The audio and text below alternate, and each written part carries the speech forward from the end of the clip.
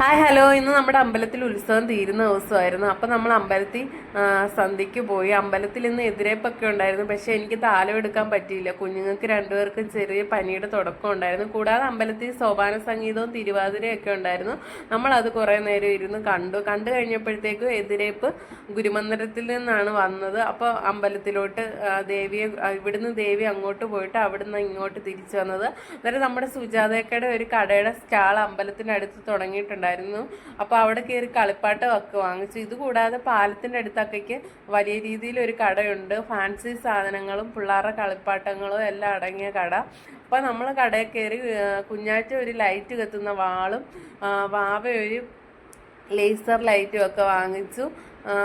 പിന്നെ കടയിൽ വെള്ളമൊക്കെ ഉണ്ടായിരുന്നു. അപ്പോൾ നമ്മൾ അതൊക്കെ വാങ്ങിച്ചിട്ട് തിരിച്ച് വീട്ടിലേക്ക് പോന്നു. അപ്പോൾ ഇന്നത്തെ വിശേഷങ്ങളൊക്കെ ഇത്രയേ ഉള്ളൂ. അപ്പോൾ tata bye bye, see U.